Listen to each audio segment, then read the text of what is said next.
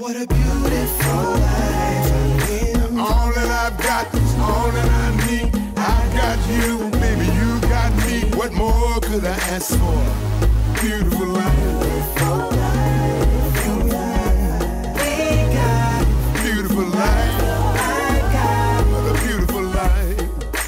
beautiful life. Listen, I woke up this morning, y'all. The sun was shining oh so brightly.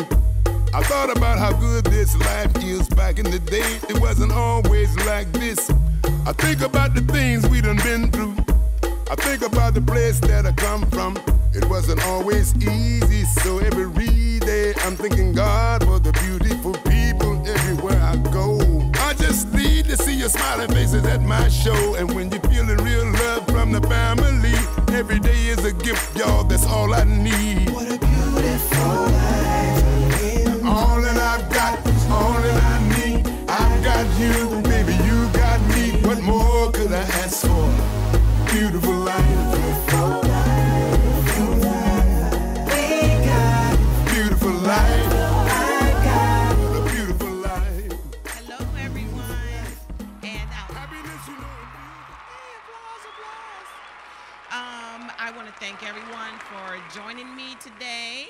And today I have two guests, so we're going to get right into it. The first guest we have on the line is Miss Barb Goffman, and I'm apologizing now because after the game on Sunday I was screaming a little bit too hard, and so I have a very hoarse voice today. But Barb Goffman is on the line, and she likes her crime short and sweet. She's the author of Don't Get Mad, Get Even, a short story collection published last year by Wildside Press. And she has been nominated multiple times for the Agatha, the Anthony, and the McCafferty Awards. And she won the McCafferty Award for Best Short Story in 2012. And in the summer, she won the Silver Falchion Award for Best Single Author Crime Collection of that year. Her stories run from funny to dark to amateur sleuth to police procedural. And to support her short story habit, she runs a freelance editing service specializing in crime fiction. So I want everybody to welcome Barb Goffman, who's on the line with us today. How are you? I'm good. Thanks for having me. Good. So I always start with something that is not in the obvious. So tell me 3 things about you that is not on your website and not in your bio. Oh, Lord. I love bingo. Oh, bingo. I won $30 at bingo when I was 4 years old, and I was hooked. Okay, wait a minute. Are you supposed to be gambling at 4 years old? Well, it was like one of those resorts with a poolside bingo thing, things you do at a family resort. So I think it's okay. And they actually paid you the money? They didn't say, hey, your parents have to get the money? Well, I think my parents are probably there, but there's a picture of me with the cash.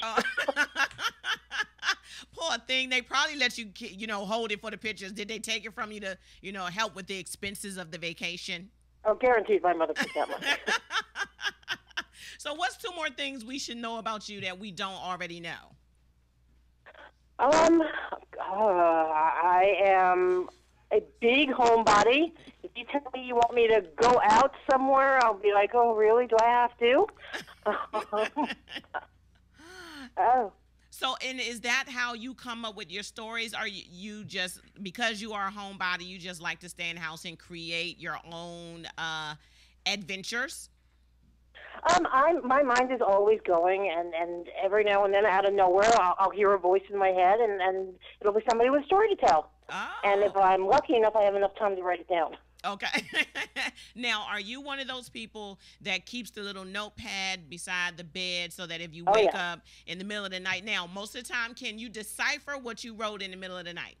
I can always decipher what I wrote. Really? Do you have like code words, or you're cognizant enough that you can, just remember what it is?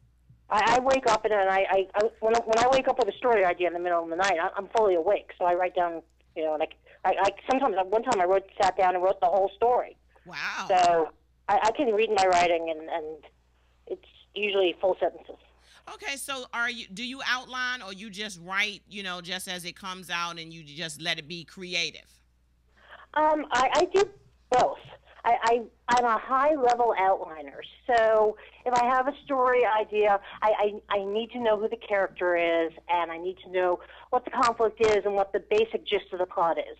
But I don't need to know all the little details of how it's going to work out. Okay. So it's kind of like going on a car ride where you know where you're going to stop the first night, you know we're going to stop the second night, but you don't know what roads you're going to take to get there. Okay, yes. I understand that because that's always me when I'm writing. Is like I don't know where I'm going. I just like the adventure. It's like I get in the car and I always say a brand new adventure is about to begin.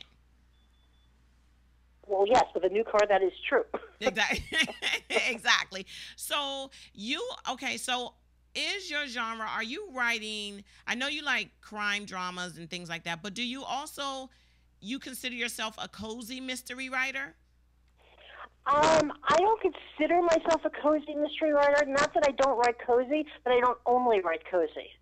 So some of my stuff is pretty dark. Okay, so because someone asked this question, I asked this question last week.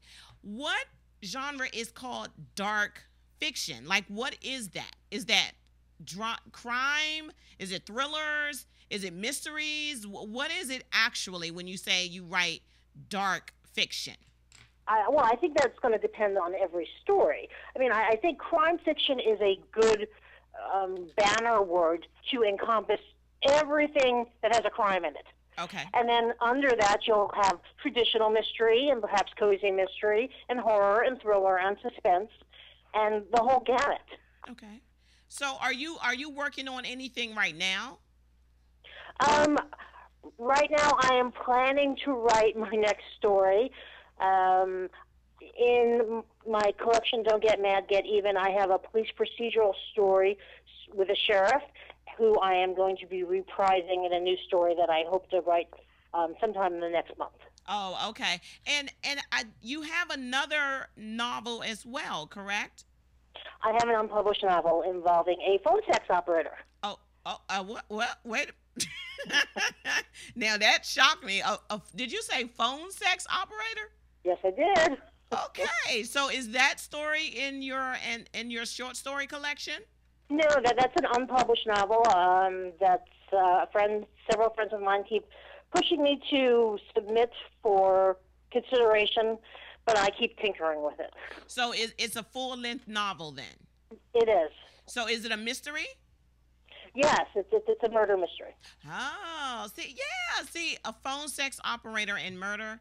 Yeah, that has to be good. Like those two things have to be good alone by themselves. Like, just a phone sex operator is good, but throw in a murder, that's the best ever. Okay, let me ask you, is she like one of those amateur sleuths? She doesn't start out as saying, I'm going to find out who did this. Uh-huh.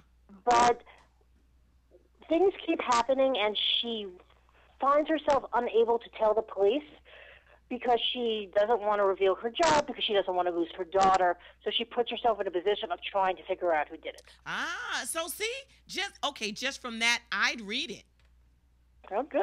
See, you had me hooked at phone sex operator. But other than that, because of, what she does and, that's the basis of a great story. So, yeah, I'm among your friends now saying, yeah, you got to try to submit that somewhere so somebody can take a look at it and stop tinkering with it. Yes, ma'am. So let me ask you, so when you won these awards, because you've won the McCafferty Award, and you won the silver, and I'm not sure if I pronounced that correctly, the Falchion Award? I think it's Falchion. That's pretty close. Okay, so what was, how was it that you won these two awards? Did you enter these yourself or through your publisher, or how did you find out about these awards? The McCafferty Award, everyone who subscribes to Mystery Readers International Journal and some other people who are affiliated with the journal in some capacity, get ballots every year, and they could submit their top choices in a number of categories: top novel, best first novel, best short story. And my story was submitted by enough people that it made the short list, and then enough people voted on it, and that's how it won. Okay. And with the Silver Falchion Award, that award is given out at the Killer Nashville Convention, which is held. This past year was held in this year was held in August. Next year it'll be held in October. And stories have to be submitted for consideration, and my publisher submitted my book for that. Okay, and can you tell us a little bit about, because you are with Wildside Press, correct? For my book, I am with Wildside Press, and they've done a few other things. So are they a local publisher? Yeah, actually, Wildside is based in Rockville, Maryland, and they've been in business for, I'd say, probably about 25 years. They started out doing sci-fi and fantasy, but they, in the last 10 years, have branched into mysteries. Oh wow! Okay, so if you submitted your phone sex operator murder mystery novel, would you submit it to them first, or would you just see who else you might can go with, or would you rather stay with the same publisher? I have a publisher who has asked to see it, so of course I'm going to send it to her first because only fair. And I would probably, no offense to Wildside, but I would probably look at a little larger publisher first, because Wildside, although they're great, they're small and they don't get their books into bookstores. Except for like specialty bookstores, like an independent bookstore will have their books, but you won't see them at Barnes and Noble. Okay. Yeah, and that'd be nice. And so what are you, like, because you do have, a couple books out, what are you doing to get yourself out in front of people? Like, what is it that you're doing? Give us two things that you do that you find successful. I am on Facebook all the time. It's actually a little sickness. Some people, when they promote their books, they go on Facebook, and every post is buy my book, buy my book. And a lot of people, me included, find that tiresome. I'm on Facebook all the time, and people really get to know me because I would say I'm 95% talking about me and my life and my dog and my writing, and 5% buy my book. Okay. And I find that works. Yeah, and that is always what I always say. I always say, do not get on Facebook and just post a link to your book and post it everywhere. That is the worst thing that you can do, because like you said, if I know it annoys me, then why would I do it? Exactly. So now, are you do you appear at different events? You mentioned Killer Nashville, so I assume that you go to that convention. I actually didn't go. The fact that I wasn't there and I won was so nice. Wow. I heard from a number of people who were there that there was a nice amount of applause when my name was called. So that was cool. Well, that was great. I mean, it would have been good if you had known. Did you know that you were going to be nominated?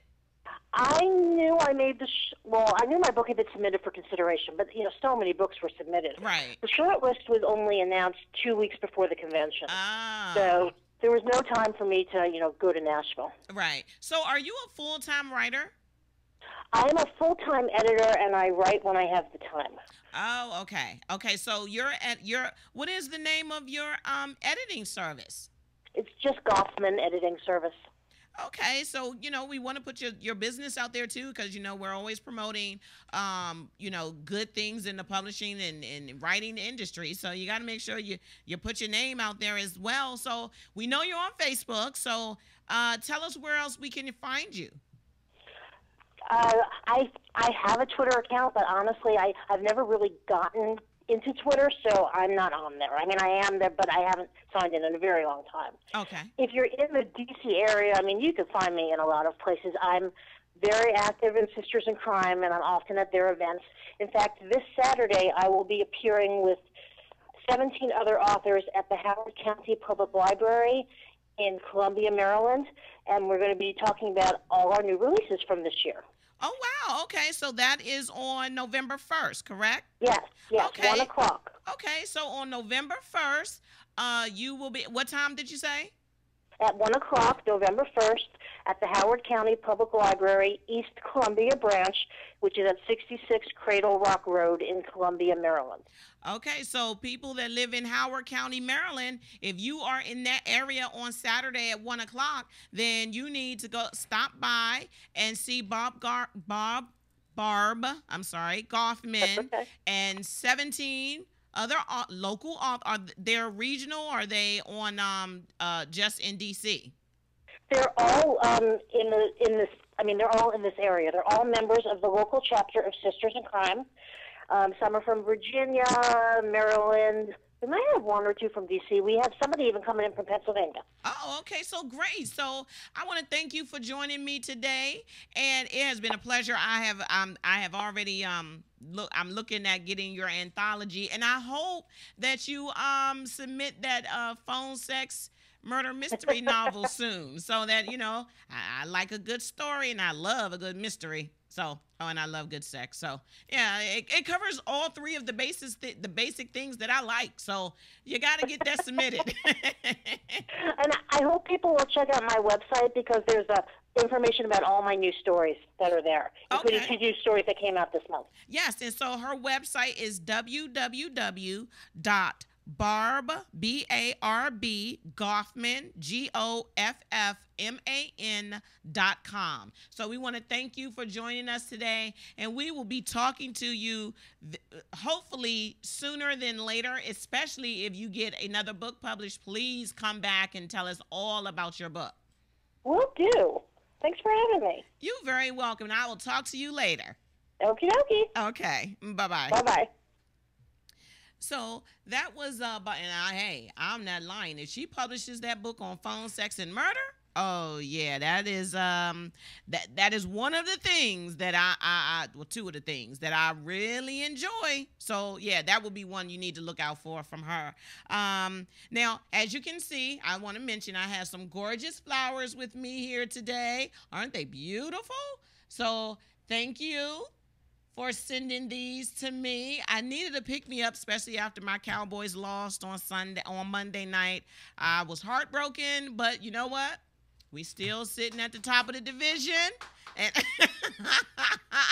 Eric, is that applause for Dallas losing? Yes. See, I thought you were my friend, Eric. I thought you were my friend. But we still sitting on top of the division. So, and you know what? Every squirrel will find a nut in the forest every now and again. So we're gonna let the Redskins fans have this one, because we'll see them again in December. So it's not over until the season ends or Romo gets injured. One of the two. So our next person that we are going to be talking to right after the commercial break will be Trice Hickman. But if first we have a sponsor today. We have the Barber Lounge for Men is one of our sponsors of today's show, and they have the Barber Lounge. Do we have their logo? Yeah, there we go. The Barber Lounge for Men is looking for barbers. If you or someone you know is interested, please contact Sharon Harper at 301-638-4636. The Barber Lounge for Men is located in Waldorf, Maryland at 3515 Stone Commons Place. And like I said, this is one of those places that they do more than just cut your hair. And females can go there too. They now have a full-time manicure, pedicurist. They have, I think, 2 massage therapists. And yes, I go there to get my massage, and most of the time I really don't want to leave. I lay there for like 20 more extra minutes just to finish out my nap, because they work so good that they put me to sleep. So we thank Sharon Harper, the owner and proprietary owner of the Barber Lounge for Men in Waldorf, Maryland. And, give her a call if you know of someone who just graduated from cosmetology school or has their barber license. She'd love to put them on in her shop when they're done. So our next guest that we have is Miss Trice Hickman. And I think, Trice, are you on the line? Hello? Hello. Hi. Hi. How are you? I'm doing great. How are you? Good. I am excellent. I'm excellent. I met Trice. I'm a Facebook book stalker, and I found Trice, and I knew she was in the D.C. area, and we started corresponding. And she is the sweetest person that I know. She is the author of Unexpected Interruptions, Keeping Secrets and Telling Lies, and Playing the Hand That You're Dealt. And I found her because I'm always looking for authors in the DC area, and her story was so amazing that she started out self-published and was picked up by Kensington for all three of her first three novels, and they republished your novels. And tell me, how has that been since from where you started to where you are now? Well, first I'd like to say thank you so much for having me on the show. I really appreciate it, Sandra, and just all that you do. So thank you for allowing me to be able to connect with your audience and your listeners. But it has been an amazing journey, and I feel really, really blessed because, as you know, the publishing industry is changing so much. And for me, the experience of being self-published and traditionally published during a time of really epic change has stretched me in many ways and helped me to grow and learn even more about the industry. So, it's been an adjustment, but the one thing that I have to say is that whether you're traditionally published or whether you're self-published, nowadays, the name of the game is promotion, and that's what you have to do, regardless of how you're getting published. The book won't get out unless you promote it. And well, just real quick, turn your volume down a little bit, Trice, because we're getting a little bit of feedback. But real quick, when you talk promotion, what is it that you have found to have worked, semi-well for you? Okay, is it better now? Can you hear me? I turned the... Yeah, well, it's like you get, maybe you're too close to your speaker, maybe. Okay, can you hear me better now? Yes, that's better. Okay. I'm sorry about that. What has worked really well for me with promotion, even in the age of social media, I have found that a lot of readers still want that one-on-one connection, and they want that face time. So a lot of my promotion is geared not just towards the individual reader, but toward book clubs. Because, as I always say again and again, book clubs are the lifeline of an author's career. And book clubs have become increasingly more instrumental in promotion, because what book clubs do is not only do they support your work, they will be the promoters for your work.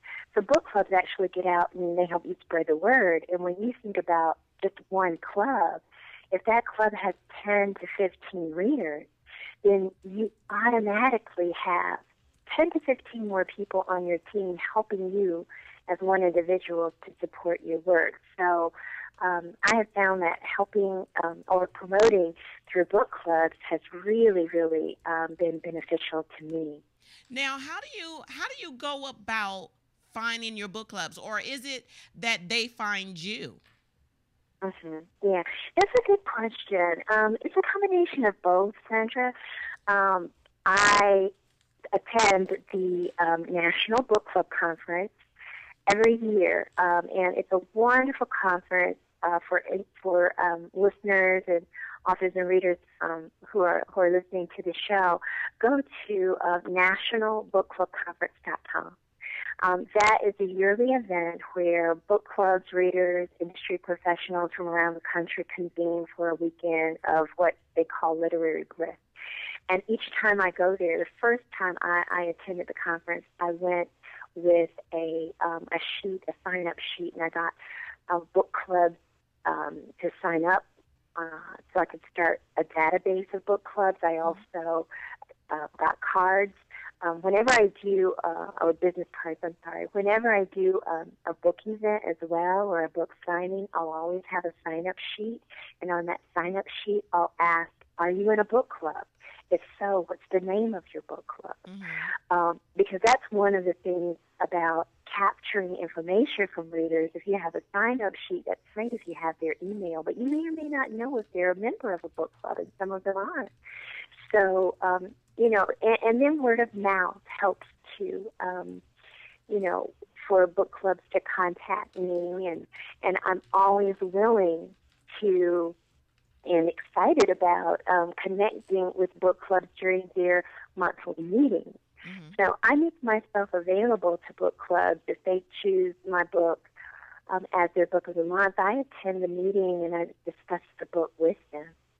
So when you first started out, did you believe or did you think that your publisher would do a lot? Or were you so used to doing a lot for yourself that you had to remember that you did have a major publisher, behind you now? That's a really good question. and I say that because it's a combination of both. There were a lot of things that I wanted to continue to take charge of, like total control of my book covers and total control over release date, that I had to relinquish some of that control and work with them on. Uh-huh. And there were other things that I was happy to hand over to them, like the editing, the distribution, and all of that. But what I have been blessed to have, and I know this doesn't happen in every situation, but I've been blessed in that I work very closely with my editor. Mm-hmm. And with the marketing people at Kensington, Defina. And I have a great amount of input into the type of story I work to write, and into, and the characters especially, and as well as the book cover. There are some things that I have to compromise on, but then there are other things that my editor understands are kind of like deal breakers for me. Okay. And I think it helps that I had a successful model in which to stand on, being a self-published author. Mm-hmm. And for self-published authors out there, we are our own publishers. If you self-publish, you're your own publisher, so you know what it takes to bring a book to market, the design, just the editing, everything. And so I came in with knowledge, and my editor and the publisher, they knew that and trusted in that. And so it's been a great partnership. And I guess I'm lucky because I met you and I knew you. I remember when we had lunch down at now, isn't that funny how I did the name just at the Cheesecake Factory. The Cheesecake Factory. And I was thinking about it, you know why? Because I passed it about 2 weeks ago. And I was like, oh, yeah, that's where I met Trice. And literally when I passed it is when I contacted you via Twitter, asking you to be on the show. And, most people I would have to go through your marketing person, your publicity person. And it was like, I felt like, okay, I'm going to take my chance and see if she says yes. And you did. And I'm just going to tell you, I was doing like a little dance. I was like, kicking up my heels and everything when you said yes. But it's like our journeys have been kind of similar because we have a lot of the same things that we deal with sometimes on a daily basis. And you have just kept pushing through a lot of things going on. And have you found that your writing helps you deal with, like, if you're like, for me, if I'm stressed, I write. So how do you deal with a lot of stressful things that may happen while you're, trying to have a deadline? Yeah, that's for me, I think it's the opposite. When I have a deadline, it causes me to have stress. Yeah, because you're now not writing at your own pace as you would if you self-publish, because then you can control when it gets released. So you can take as much time as you want. But when you get a deadline, do they tell you that like a year or 2 years in advance? Or do they say, look, in 9 months, we need to put another book out? Yeah. Typically, you have that information well in advance, like a year in advance. Mm-hmm. I'll give you an example. When I signed my new contract, my new 2-book contract back in February, I knew in February the dates that I needed to have my 2015 book out and my 2016 book out. Oh, wow. Okay. So for instance, my 2015 book that's coming out, and it's releasing, it's called Secret Indiscretions, by the way. Oh, That's the title. I like that. It's titled Secret Indiscretions, and it will release on July 28th. This will tell you how far out in advance publishers, do things. The book cover is already complete. It's been complete for about a month. I just haven't released it yet to publicize it. But and the manuscript, I'm actually beyond my deadline date for the manuscript. It was due. I'm not even going to tell you when it was due, but it was due before now. And my drop dead date to turn it in is this. So I have been drinking enormous amounts of coffee and staying up around the clock. I have finished it, but right now I'm doing my edits and my self edits and read through before I send it into my editor on Friday. And for me, that kind of creates stress. And even when I was self published, when I would put a deadline on myself, it would create stress for me. And because I didn't want to move the deadline too much, because when you start moving deadlines, for one thing, then you have to move it for another. And the one thing that you have to be in this industry is consistent. Mm-hmm. You have to be consistent in your writing, consistent in how you present your writing and your book and your promotions and everything. So it does create a fair amount of stress for me, but I do find, just like now, when I'm in the zone, I don't think about the stressful either personal or business things going on in my life. I relinquish all of that to these crazy characters, and I just enjoy them and have a good time. So when you signed your 2-book deal in February, did you already have the titles of the 2 novels, or they just said, hey, we're going to offer you 2 more books, and then you had to submit the titles and get the titles approved? Or do you have like a working type of document once you sign that contract? Like, on this day, you need to tell us what the title will be, and on this day, the draft will be, the first draft will be due, and the final draft will be due on this day. So how does that work? Because now that you said it, it does seem stressful, especially if you don't have a title or you don't already have the characters. Yeah, when I signed the contract, it's a contract for book 7 and a book 8. They're untitled at that time. The wonderful thing about my publisher that I do enjoy with my editor, I have a great relationship with my editor, and I choose my own titles. I make up my own titles, and I give her a list. And we go through them together. And so the titles that are released under my name are titles that I have come up with, and they're titles that I'm happy with. So that's a good thing. In terms of when the title comes, it has to come before I'm finished the book. Now, that's something that has been a little different for me in that typically I don't have a title right off the bat when I first start writing the book, because I have to kind of get a feel for the characters and how things are going to be going in the story. And it's usually about a quarter of the way to almost halfway through the process of outlining and writing that I really decide, hey, I want it to be this title. But I've had to do it earlier in the process with being traditionally published now. But, it has worked out well. And I just, I just keep rolling with the punches.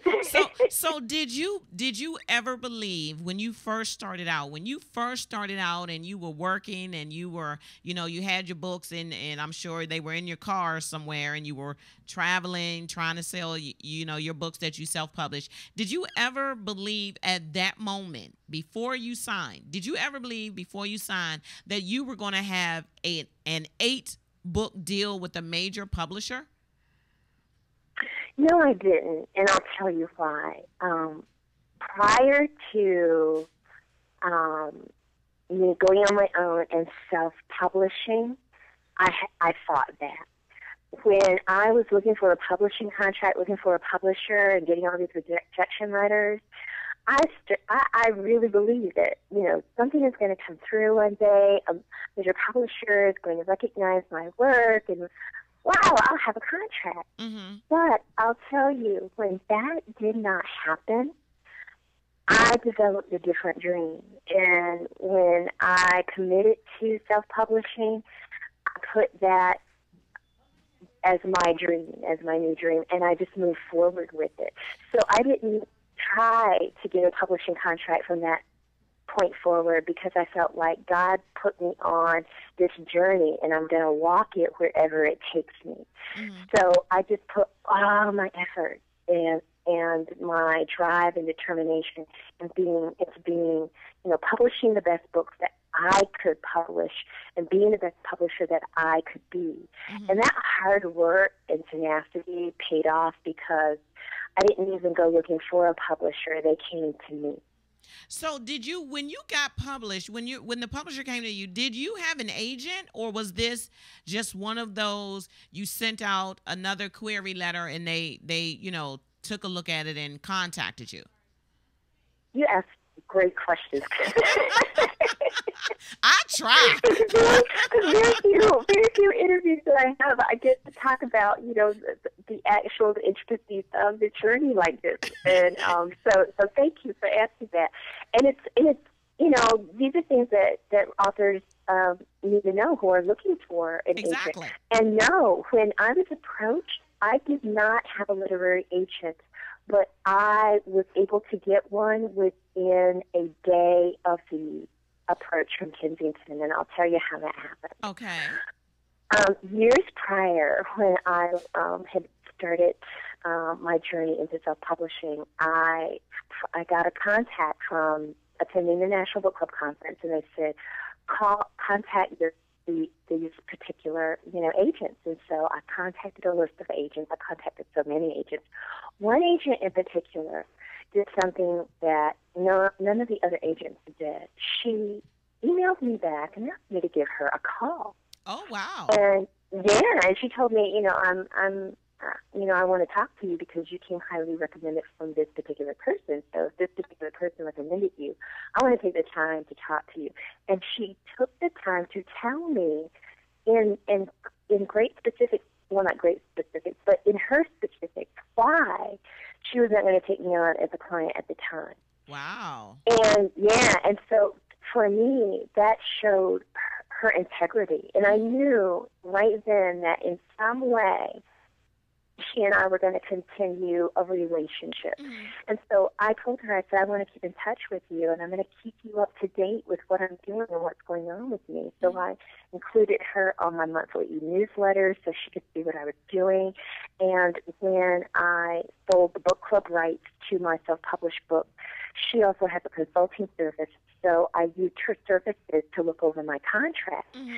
So years later, when I was approached by my current publisher, she was the first person I went to as an agent, and we've been together ever since. And she's more than an agent. She's a friend, and that's just an example of how, when people are placed in your life, you never know what the purpose of that is. And never burn a bridge, and always look at things as a learning opportunity, because what you might think might be a rejection, it just might be a delay exactly. at that time. That is a good. Where's my little bell? Let me ring the bell on that one. What looks like a rejection just might be a delay. I like that. I know my ghost intern. My ghost intern is here, so I know she's tweeting that out right now. I know she is. But that is so. Oh, and I got a new little. Let's see. See? So I had to give you the hallelujah little soundtrack there, because that is so great. And you know, a lot of people say that rejection is just one more stone to move you forward. So I like to look at it that way. And because you said that she did this for you, she is still with you today. She's still your agent today. She is. As a matter of fact, during this process that I'm going through of turning in the manuscript, she actually told me, she said, Trice, send it to me. I'm going to read through it, and I'm going, because she started in the business as an editor. She was an editor of the Random House, so she knows what they look for. And so my agent is wonderful. She reads my manuscripts before I send them to my editor. She gives me her editorial feedback and suggestions to make the story stronger, and maybe places, you know, little holes that need to be filled in the story that I'm too close to see. So, I mean, she's just invaluable. And let me tell you, and I know I'm going on and on and on, but she's just an amazing person. And she told me one time I was having, you know, this difficult time with my story. And you know what she told me, Sandra? She said, Trice, do you pray before you write? I was like, wow. You know, Wow. she gets it, you know, to center yourself. And, you know, whether your prayer is meditation, chanting, speaking, whatever it is, you center yourself so you can get to that place that you need to be. You know what? That is so true, because sometimes we're rushing around and we're trying to, you know, get everything done, and we can't figure, you know, because sometimes, and I have those days, sometimes you have those days where you're so rushed that you lose your train of thought with everything. Like, you can't really slow down enough to think clearly. And if you just stop for a moment, like 1 minute, 60 seconds, close your eyes and think of nothing. Clear your mind, think of nothing, and just take deep breaths. And whether you pray during that time or you just clear your mind just to, you know, hum to yourself or whatever, you will find that once that 60 seconds is up, you are now more focused. And I find myself having to do that because I do so much stuff during the day that sometimes I'll just close my eyes. And it's funny because someone that I know, before they speak, when they're talking to you, before they speak, they close their eyes. And they close their eyes because they want to envision what they're going to say to you. And I think that is the most amazing thing to do. Most of the time, I'm not gonna lie, I close my eyes and it's like a rapid blinking succession that happens, and then I have to like slow myself down and be like, stop blinking and stop thinking.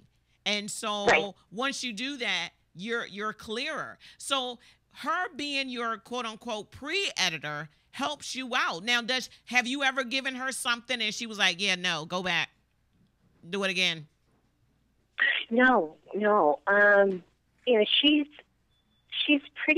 very supportive, and she's pretty honest. Well, not pretty honest. She's very honest with, you know, if she thinks it's going in a certain direction. She gives me like the editorial feedback just to strengthen the stories. And luckily for me, I've been able to come up with storylines that pull in kind of current, topical social issues, as well as introducing just some new characters into my story. So it's worked out well. And you know what? I'm so happy for you. I already know that because I already have the other book. So I know as soon as Secret Indiscretions come out, I want a pre-release copy. So tell your publisher to send me ARC. I want an ARC. Tell them I'll take an ARC. I don't really care. I don't, because I know your writing style and I love the characters so much. So tell us everywhere that you are. I know you're on Facebook. I know you're on Twitter, because that's where we conversate on Twitter. So I know you're on Twitter at Trice Hickman. But where else are you? Okay, real quick. social media. How much do you use social media to do your marketing? I use social media a lot. I use it a lot, and it has helped tremendously because, again, spreading the word with what book clubs do, Twitter, Facebook, they all do the same thing because you've got an audience of more than just one. So, I'm active on Facebook and Twitter and Pinterest and Google Plus and LinkedIn. I do a monthly e-newsletter that readers can subscribe to through my website at tricehickman.com. And when you ask where can readers find me, they can find me on all the social media sites that I just mentioned, including my own website, which is Trice Hickman, my first and last name, TriceHickman.com. I've also started a blog, which I really need to do better with. When I have some time, I will. And the blog is Fabulous Southern Belle. Yeah, and I keep up with, whenever you post something, I am the first one to read it, because that's where I found out about your reading room. I found out about the scents that you like when you're writing. Yeah, see, I keep up with it. I know. And you know why? Because I told you, I stalk you, but in the friendly way. Because, two fabulous divas have to keep up with each other. So, That's right. And, I admire anyone who can rock heels the way you do. Girl, I try, and it is boot season, so I cannot wait. Now, today I had on my cute little sandals because this morning here in D.C., it was like, it wasn't real cold. It was like 50, 60 degrees, so I was like, okay, I got my cute little, end of the season sandals on, and then I left work, and it feels like it's 30 degrees now, and it's raining, and I'm like, I am not happy about this. And you know what? And the weather is calling for some possible snow flurries as well. But let me tell you. I know. I saw that. I will never forget. I think it was maybe 2 years ago when we were at Sharon Lucas of the Reading Divas. She had an event at the library for book club, and you and I were there. And you were rocking some boots, and you were rocking them at her authors weekends, like our authors and readers rock weekend, and I was like, oh, those are hot. Oh, those were boots with the fur. I remember those. Sandals. I know you flipped those sandals off and you put on some boots. And that's what I'm going to do. Starting, November 1st, it is after, Saturday is November 1st, which I can't even believe that, it has flown by. This year is flying by. But starting November 1st, it is boot season. It's going to be all about the boots. So you got to watch every week for the shoe cam. So now it's going to be the boot cam since, it's the winter time. So I'll wear some boots out there in the slush and the mush and all that. But by the time I get in front of the shoe cam, it's going to be on, and the hotness is going to be hotness. That's all I can say. But okay, well, I'm going to have to take your lead and get some pointers from you and put it on Instagram too, because I'm on Instagram. Yes. Put your boots on Instagram so I can follow and tag them and see you. Yes. And I'm on Instagram too, because everything that I do is B Swangin Webster. So everywhere I am, Pinterest, Instagram, Twitter, everywhere I am, I'm B Swangin Webster. But my Twitter for the show is We Be Swangin. So it's either Be Swangin or We Be Swangin. But either way, I'm swanging with some great boots coming up for the fall. So I want to thank you for joining me today, and I can't even believe that it is 4:50 already, and the hour has flown by. So your next book is coming out in 2015, July of 2015. But what book is out right now?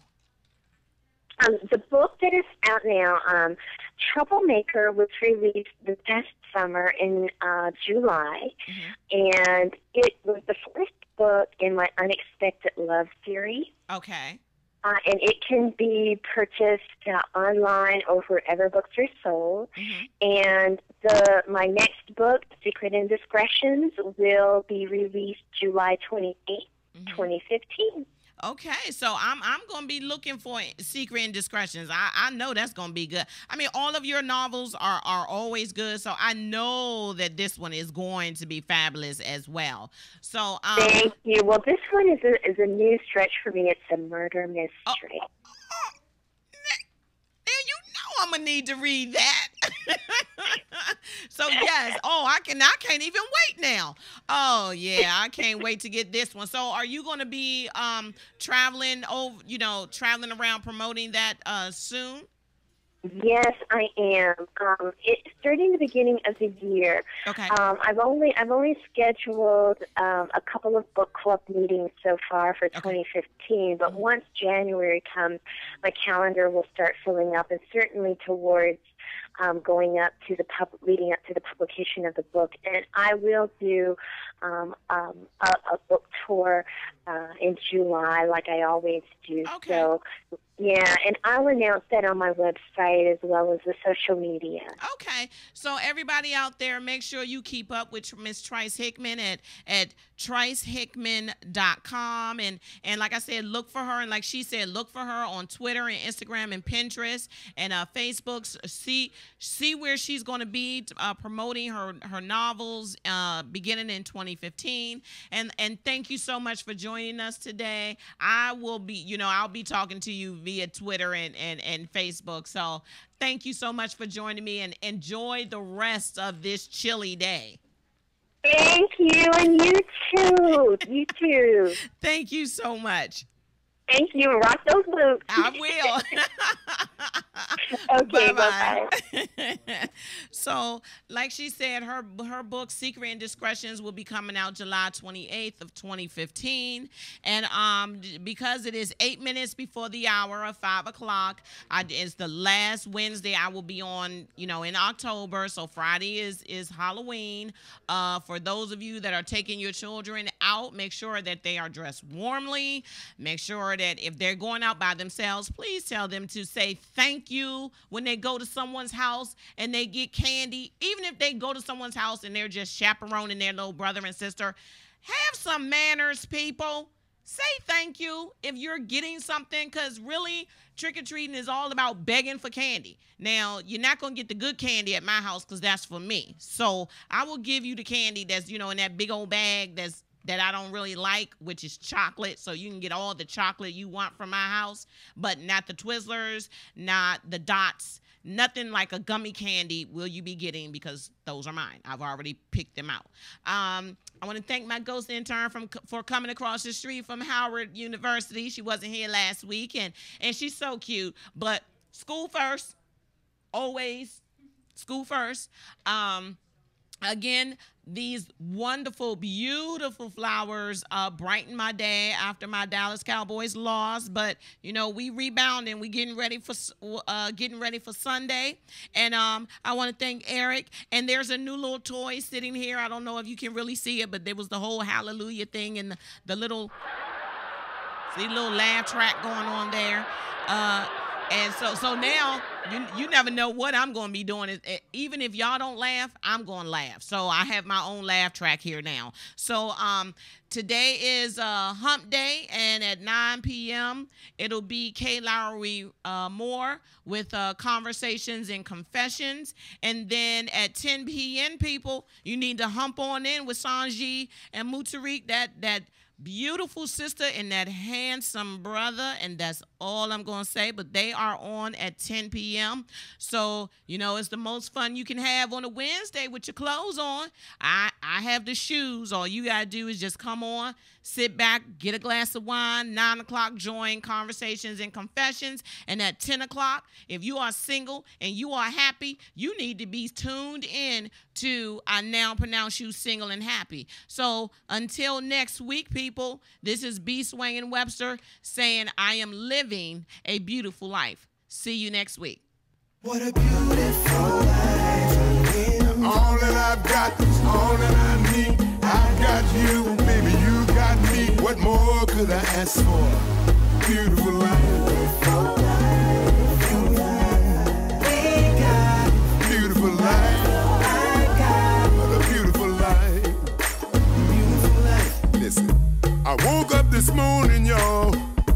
The sun was shining oh so brightly.